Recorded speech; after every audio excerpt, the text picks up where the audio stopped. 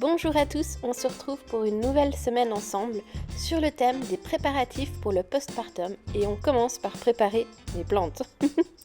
Je vous en ai parlé dans le dernier journal des plantes.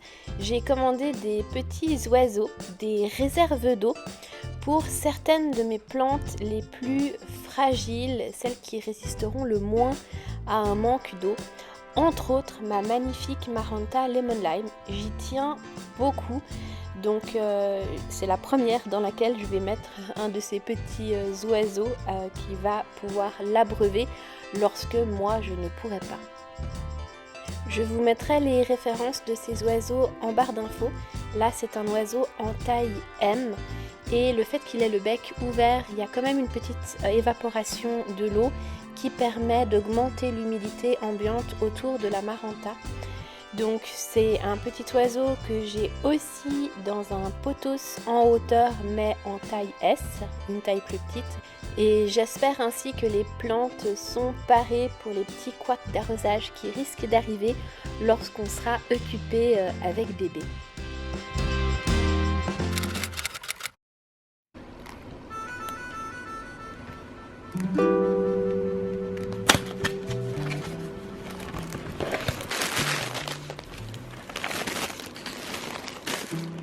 Vu qu'en cette fin de grossesse, je suis particulièrement au repos, j'en ai profité pour ouvrir mon kit Biche oh ma biche de crochet pour faire une jolie petite biche. Donc au cours de la vidéo, vous allez la voir évoluer au fur et à mesure que je la crochette. Petite astuce pour les fils qui ne sont pas en pelote, n'hésitez pas à les préparer en les entourant autour par exemple d'un morceau de carton, ça évitera des nœuds plus tard. Dans ce kit de graines créatives, il y a absolument tout ce qu'il faut pour faire la petite biche, y compris les yeux, le crochet, les marqueurs de rang, donc c'est très pratique d'avoir tout sous la main.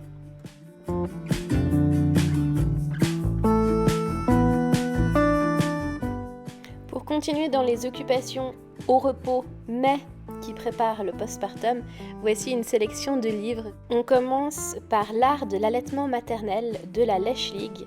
C'est un guide très complet sur l'allaitement avec de nombreuses informations. Je vous montre les chapitres pour que vous puissiez mettre pause si jamais. Il y a quelques illustrations également, mais c'est vraiment un livre énorme et plein d'informations.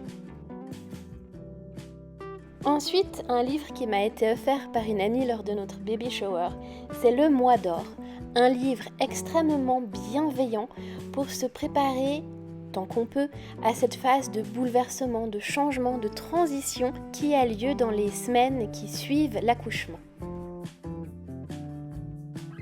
Pour préparer l'accouchement, un livre d'hypnonatal qui a été écrit par la fondatrice de The Positive Birth Company.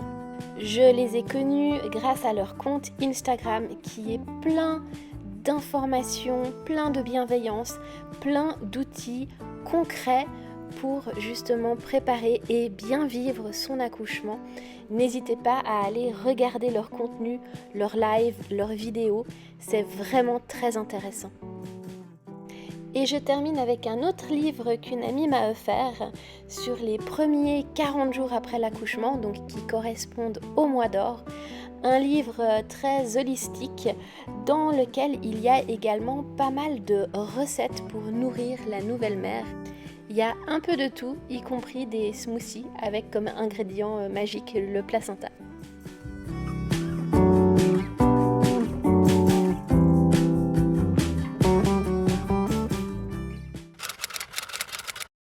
Coucou, alors aujourd'hui je voulais vous montrer quelque chose que j'ai prévu pour le postpartum. Ça m'a été envoyé par Sweet Birth. C'est quelque chose que j'avais sur ma liste de choses prévues de toute façon. J'ai deux petits paquets à déballer avec vous. Sweet Birth, c'est une marque française créée par des mamans pour aider au rétablissement postpartum.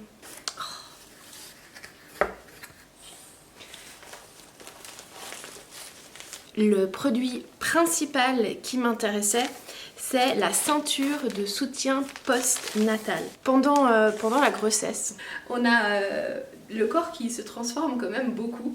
Ah, ça pousse d'un côté maintenant.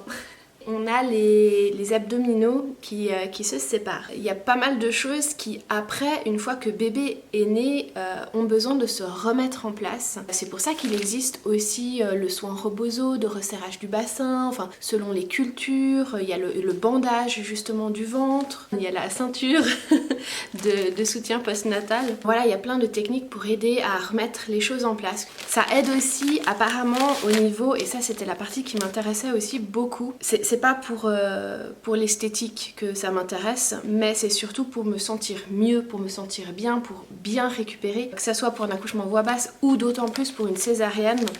Le côté soutien du dos pendant justement la période postnatale, ça me paraissait hyper important parce que j'ai moi de gros soucis de dos. Pour aider au niveau du soutien, au niveau des douleurs, j'avais envie d'avoir de l'aide. Donc voilà, ça c'est la ceinture. Je l'ai prise en couleur rose. Bon, je peux pas la mettre maintenant parce que du coup il y a encore quelqu'un qui habite dedans, hein. Avec les velcro pour le resserrage adapté à la morphologie et à l'évolution. Un autre ajout qui se met dessus. Donc j'ai reçu la ceinture, mais j'ai aussi d'autres petites choses avec. C'est le Panty Shaper.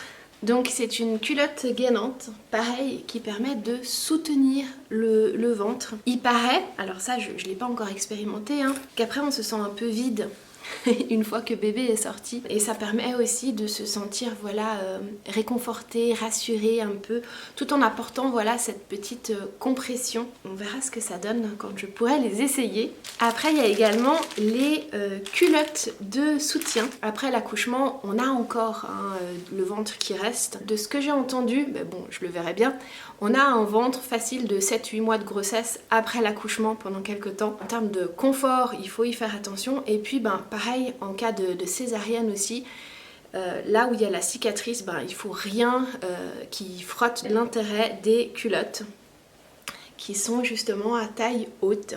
Et pareil, elle apporte cette petite compression au niveau du bas du ventre. Après, j'ai un deuxième petit paquet. C'est le leggings de compression postnatale. En début de grossesse, j'ai passé toute ma vie en leggings. C'était la chose la plus confortable que je pouvais porter. Le leggings, c'est un peu quelque chose de super pratique quand on est enceinte. Là, on a le leggings pour le postpartum.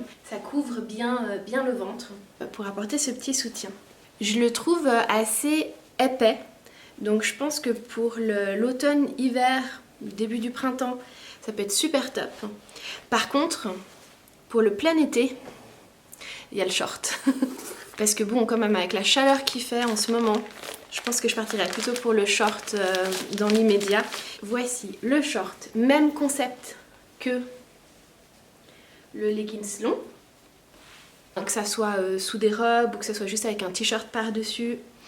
Pareil, la compression confortable au niveau du ventre. Il est quand même plus fin, je trouve, que le leggings. Voilà, ça c'est mon plan postpartum pour prendre soin de mon ventre et de mon dos, pour pouvoir un peu tout aider à remettre en place. Par la suite, lorsque ça sera de nouveau possible, j'aimerais bien pouvoir reprendre un peu de pilates parce que ben voilà, toute la sangle abdominale, ça aide vraiment à soutenir le corps, à soutenir le dos. Ça évite que le dos compense, enfin... Bref, pour se sentir bien, pour moi c'est quelque chose que je garde vraiment en tête pour la suite. Bon, c'était la bonne occasion aussi de vous en parler dans cette vidéo. Et merci du coup à Sweetburst aussi pour l'envoi de ces produits. J'ai des options pour voir qu'est-ce que je mettrais pour me sentir bien pendant cette période qui sera un peu particulière au niveau de l'adaptation.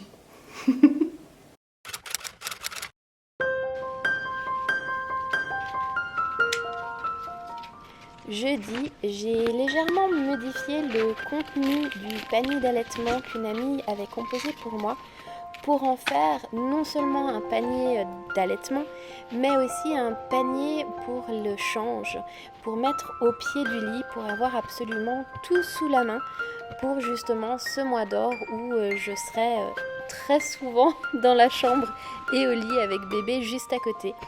Donc là, vous avez le contenu que je prépare qui inclut justement tant la partie change que la partie allaitement.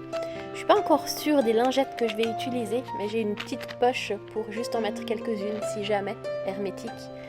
Donc il y a des sachets pour le lait maternel, pour le congeler, les cartes visuelles, de quoi me nourrir si j'ai un petit creux, la bouteille d'eau, des coussinets d'allaitement. Alors, petite astuce, à chaque fois qu'il y a quelque chose en boîte, je coupe les petites ailes, je les arrache et j'utilise la boîte comme ça pour me servir facilement dedans. Je le fais pour à peu près tout ce qui arrive en boîte et qui doit rester en boîte à la maison. J'ai fait moitié-moitié entre les deux sortes de coussinets que j'ai pour voir lesquels je vais préférer. J'ai mis en place la petite lumière qui m'avait été offerte. Elle a l'air super pratique. J'ai mis plein de langes en gaz parce que je pense que je vais en utiliser pas mal et que c'est bien d'en avoir sous la main. Donc j'en ai des petits, j'en ai un plus grand et plus moelleux qui risque de servir peut-être plus souvent. Des compresses de soins, de quoi changer le bébé si tout d'un coup voilà, il y a un petit accident au milieu de la nuit. Je pense que j'adapterai les habits par rapport à la taille, par rapport à la température. Et le petit panier va trouver sa place dans la chambre à côté de notre lit de cododo. Pour le moment, il n'est pas encore attaché au lit, ça fera partie des ajustements à venir, mais ça me permettra de rester couchée et d'avoir bébé tout près de moi. Ça sera mieux pour nous deux, ou même nous trois.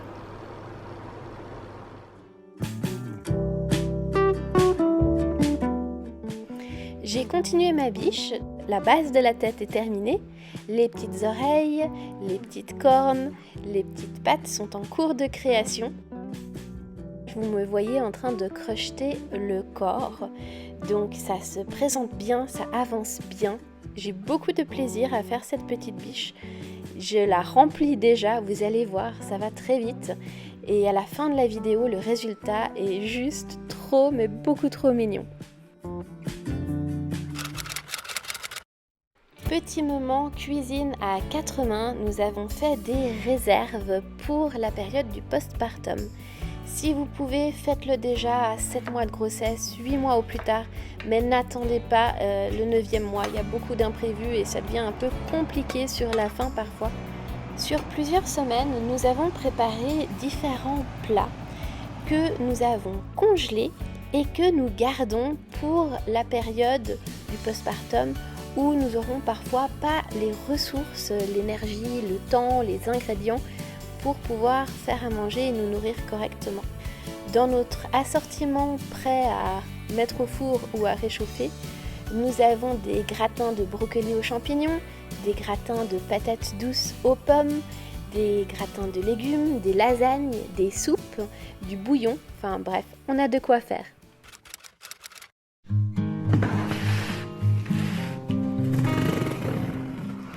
C'est compliqué pour moi d'aller faire du shopping, alors j'ai passé quelques commandes en ligne. C'est tout une question de confort et aussi de soutien-gorge d'allaitement. Ça doit faire environ 7 ans que je suis au no-bras, ça veut dire que je ne porte pas de soutien-gorge. Parfois, il m'arrive de mettre des brassières, mais j'ai pas vraiment ce qu'il faut pour l'allaitement et mettre les coussinets d'allaitement. J'avais besoin de trouver quelque chose d'ultra confortable.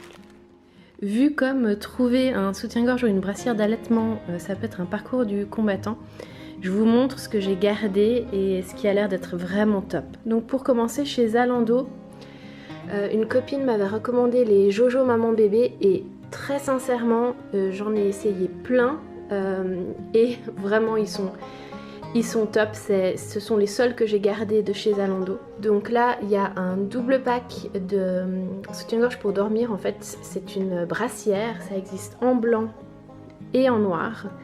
C'est froissé parce que ça sort de la machine. Et donc du coup, c'est une brassière sans ouverture à l'arrière et c'est cache-cœur. Ensuite, l'autre, c'est un double pack avec un blanc, un noir. Donc là, on est aussi sur une brassière sans ouverture derrière. Mais c'est pas cache-cœur, ça s'ouvre ici. De cette façon-là. avec juste la petite bande toute discrète et très légère. Ensuite, ça c'est aussi quelque chose qui m'a été recommandé mais par plusieurs mamans et c'est vrai que c'est génial. Chez H&M, j'ai été vraiment surprise en bien que j'ai pris un duo. Donc ça ressemble à une brassière mais c'est une ouverture soutien-gorge à l'arrière. Et donc là c'est un double pack et ça s'ouvre aussi avec la petite bande qui passe comme ça sur le côté et ça se referme.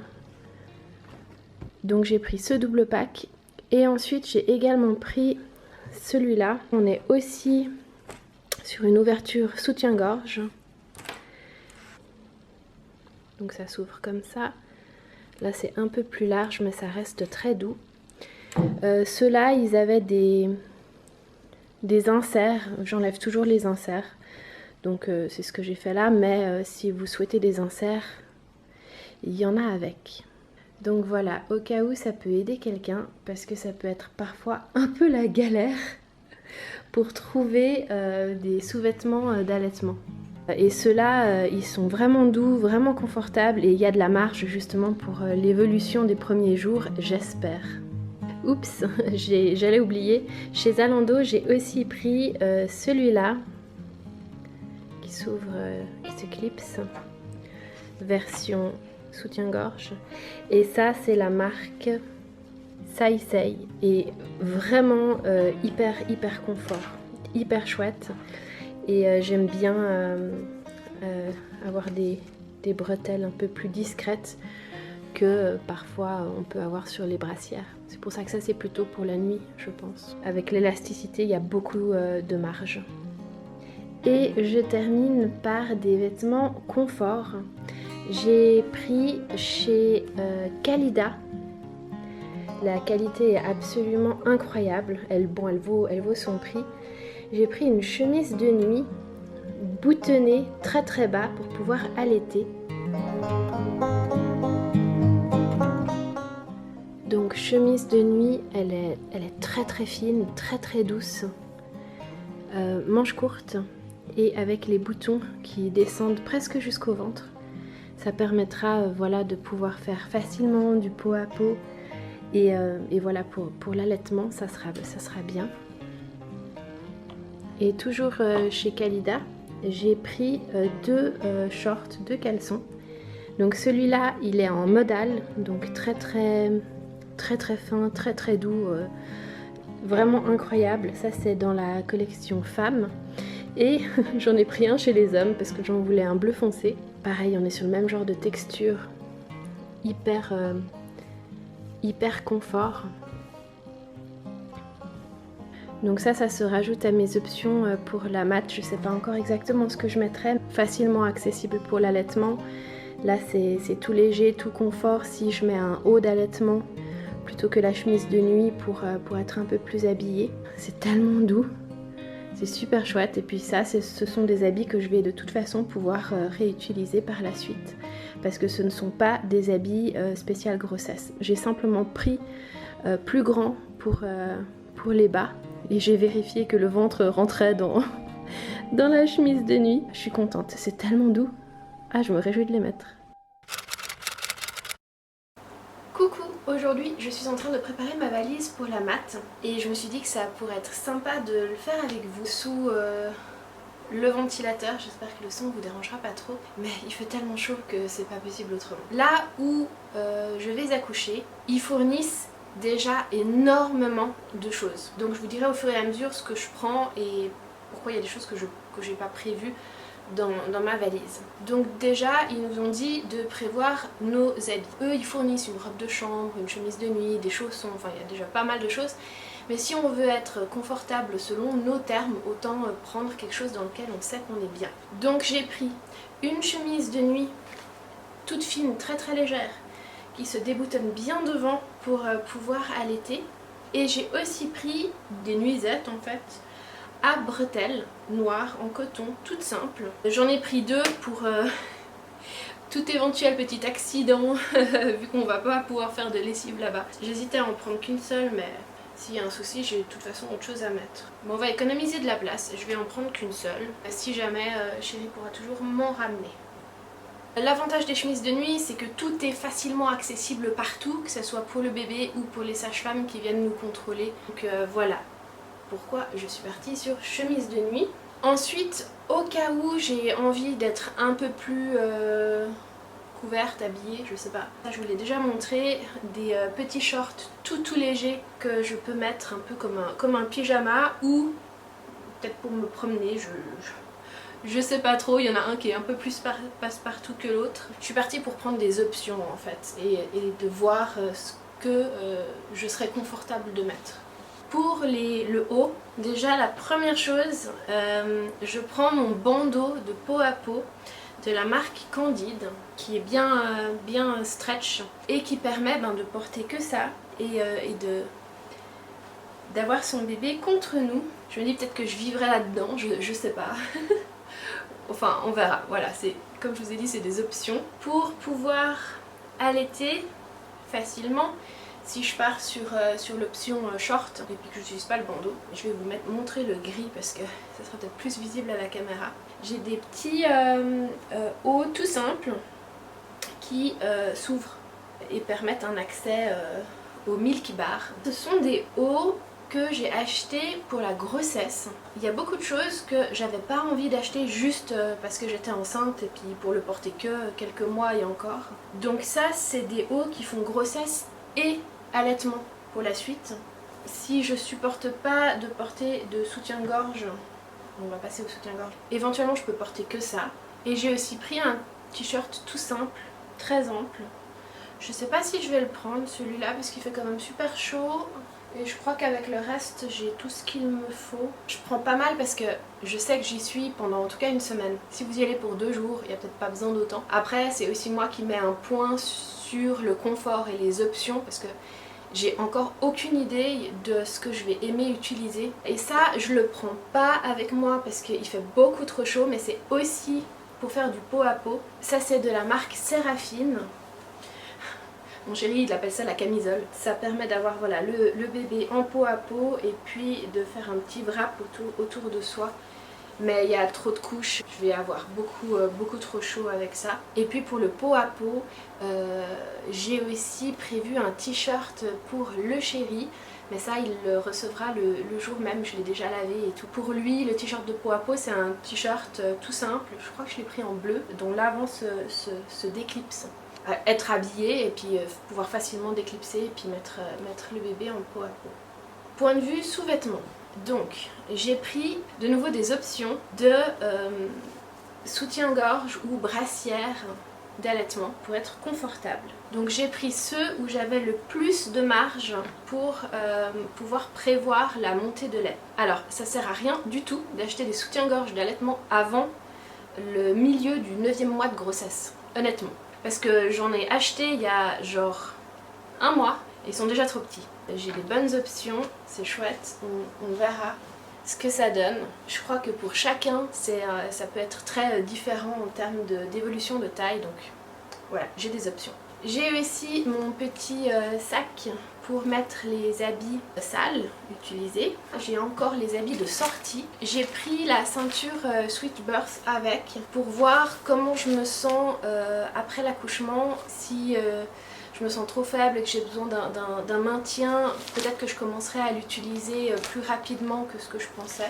Pour la sortie de la mat, j'ai tout simplement pris une petite tunique un peu cache-cœur, de nouveau facilement milk bar accessible. Et ça, je la mettrai selon comment je me sens, soit avec un petit short, un leggings court, soit avec un pantalon plus long, je sais pas, on verra. Et si tout d'un coup je préfère, j'ai quand même pris une petite chemise. Pour continuer dans les sous-vêtements, j'ai pris la culotte Sweet Birth que j'ai reçue. Pareil, pour voir si j'ai besoin d'un petit soutien. Je vais en prendre qu'une seule, la noire. J'ai quand même pris une culotte simple noire en coton, ouais, toute simple. Et je prends mes bas de contention, mes chaussettes de contention. Ça c'est la marque Sigvaris, c'est des bas médicaux. Honnêtement le style, c'est pas la question. Pendant la grossesse, surtout sur la fin de grossesse, on fait facilement de la rétention d'eau. Et moi j'avais vraiment pas envie de me retrouver avec des poteaux de jambes, de chevilles, de pieds. Ça peut être très douloureux. Je mets ça depuis un petit moment, c'est hyper confortable, même l'été. Ça me permet de me sentir bien. Ça c'est pour mon confort. Il paraît aussi, et ça c'est ma sage-femme qui m'a dit, après l'accouchement, surtout avec les intraveineuses, les choses qu'on peut recevoir, on gonfle aussi facilement. Jusqu'à 6 semaines encore après l'accouchement, on peut avoir des problèmes de rétention d'eau. D'où aussi l'intérêt chez Sweet Birth du leggings, qui a aussi eu cet effet de contention sur les jambes. Simplement qu'en plein été, j'ai pas envie de mettre le leggings, donc on verra par la suite. Sinon j'ai mes super chaussettes, franchement elles sont top. Donc je vais regarder où ça rentre.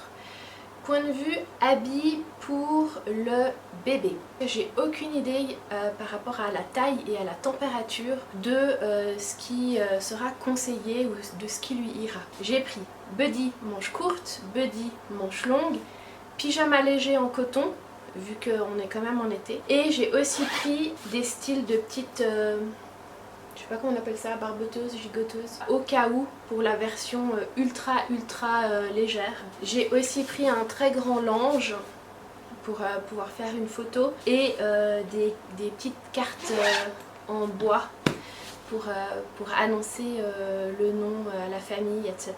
Ça vient aussi dans la valise. Ça fait pas partie des choses que je vais vous montrer en détail.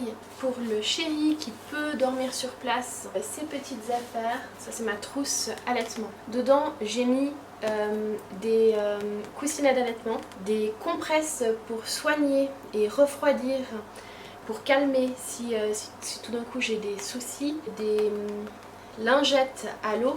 J'ai également dedans un tout petit tube de pommade type lanolin pour soigner les tétons. Je me suis dit que je ne savais pas, parce que ça ils l'ont pas mentionné, ce qu'ils auraient ou pas. Du coup je voulais en avoir sous la main absolument pour au cas où. On sera nourri, hein, on aura les repas principaux et puis peut-être un goûter. J'ai pris une petite pochette avec plein de snacks. Dedans il y a des crackers, il y a des galettes de riz, il y a des cookies. Ils sont super trop bons. Et également de la mangue séchée. Ça c'est pour avoir sous la main si vraiment j'ai un creux et qu'il n'y a personne pour me nourrir. Ensuite on va passer à tout plein de petites choses que j'avais envie pour me sentir bien. Je prends un pareo tout léger en coton. Il est super vieux celui-là.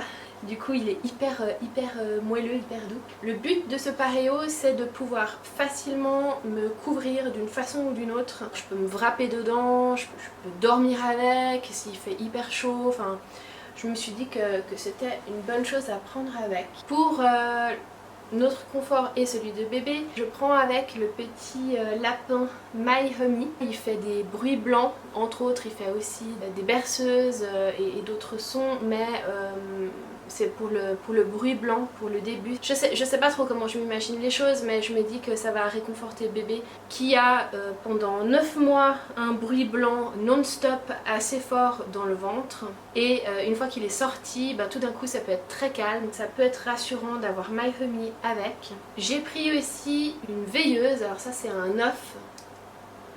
Veilleuse dont on peut changer la luminosité, passer sur du... Là je suis sur du jaune, mais on peut passer sur de la lumière blanche. Je voulais avoir quelque chose pour pouvoir facilement avoir une petite source lumineuse au milieu de la nuit s'il y a besoin, sans devoir allumer la lampe de chevet. J'ai aussi avec mon haka, c'est un récolte-lait. Ça sera utile que après la montée de lait. Ça me permettra peut-être de désengorger un peu s'il y a besoin de récolter, voilà, en tout cas j'ai l'option, je l'ai avec. Des cartes, on va dire, d'inspiration, d'encouragement par rapport à l'accouchement, pour le lâcher prise, pour la visualisation. Ça fait accouchement et postpartum. J'ai un petit tas de cartes, je sais pas si je prends la totalité ou si je me fais une sélection encore d'ici là, on verra. Chargeur pour le téléphone, pour avoir sous la main. Celui-là ça fait un moment qu'il est dans mon sac, je l'ai sorti juste pour vous le montrer.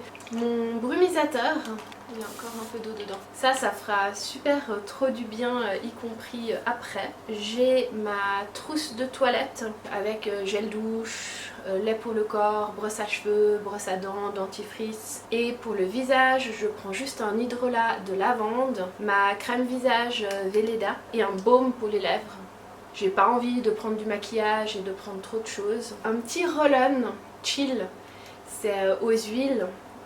Il sent très très calmant pour jouer sur voilà, les différents sens. Voilà, le visuel pour la lumière, on peut avoir des sons, on peut jouer avec les odeurs. Enfin, il y a plein de façons de se sentir bien.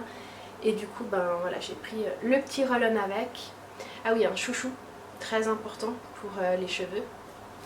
J'ai toujours avec moi un éventail. Je prends un petit carnet et un stylo, c'est pour écrire des gratitudes. Quand je suis dans un état de stress ou de peur, d'anticipation par rapport à quelque chose, une fois qu'on a accueilli l'émotion qui n'est pas agréable, ça m'aide beaucoup d'écrire des gratitudes. En général, pour un sujet, je vais essayer d'écrire 10 gratitudes, des choses pour lesquelles je suis reconnaissante dans la thématique qui me pose un peu souci. Et ça me permet vraiment de changer comment je me sens, de changer d'angle et de créer en fait ce que je vis différemment. Je voulais juste l'avoir sous la main au cas où pour pouvoir lâcher prise après aussi sur certaines choses si j'ai besoin, selon comment ça se passe. Donc je ne sais pas si je vais l'utiliser, mais je l'ai avec moi et le fait de l'avoir avec moi, ça va me rappeler en fait de faire cet exercice, je pense, j'espère, on verra.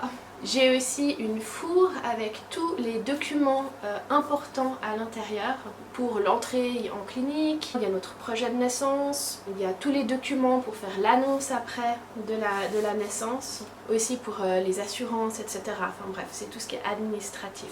Ce que je ne vais pas prendre, mais que je vais vous montrer, ils appellent ça des pansements gynécologiques. C'est des très grosses serviettes qui donnent à la mat chez nous. Ça, je sais que j'ai pas besoin de prendre, ça sera fourni, mais j'en ai. Et alors je sais pas si c'est quelque chose que tout le monde fait, mais c'est quelque chose que j'ai eu l'idée de faire en fait. J'ai demandé des échantillons, et ça n'importe qui peut le faire. J'ai demandé des échantillons de culottes jetables, de protection culottes jetables chez Tena. J'ai un petit assortiment de taille, de couleurs et de sortes de culottes taille haute, taille basse, qui sont absorbantes pour justement le postpartum, les suites de l'accouchement. La clinique où je vais, je sais qu'ils nous fournissent pas mal de choses. Par contre ça me sera utile pour le retour à la maison. Je vais pouvoir regarder lesquelles sont pratiques. Je pourrais toujours racheter la sorte en question, parce que c'est un choix plus écologique et aussi en termes de confort. En temps normal, j'utilise des culottes menstruelles lavables, mais là, suite d'accouchement, que ça soit hyper facile, parce que je vais pas me faire des lessives tous les 2 jours tout de suite en postpartum. Je sais qu'au tout début, j'ai besoin de me faciliter la vie, donc je pars sur des options jetables pour cette période-là, en tout cas pour le début. Et puis après, je pourrais toujours voir à quel moment je repasse sur ce que j'ai déjà en lavable.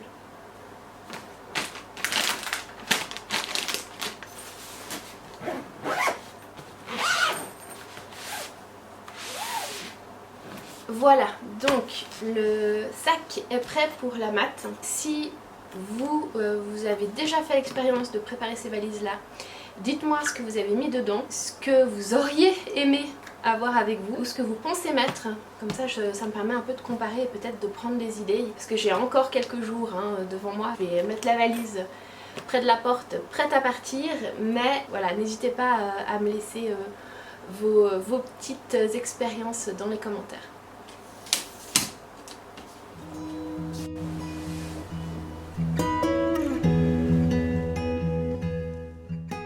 J'ai bien avancé ma petite biche et je passe gentiment au détail et à l'assemblage. J'en tire une satisfaction énorme parce que le résultat est tellement mignon. Et puis même s'il s'agit d'un point de crochet tout simple, la maille serrée, j'ai aussi appris de nouvelles astuces comme par exemple les diminutions invisibles et le fait de mettre plein de petits détails pour perfectionner cette petite créature trop mignonne. Et ouais, j'ai beaucoup aimé.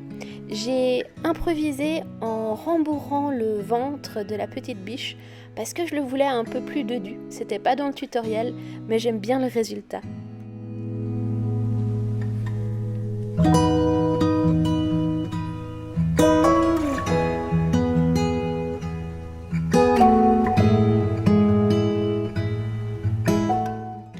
Je suis fan de cette petite biche, vraiment, je la trouve tellement à croquer. J'espère que cette semaine ensemble vous aura plu. Je vous fais d'énormes bisous et vous retrouve dans la prochaine vidéo qui sera pas de sitôt parce que maintenant on attend bébé.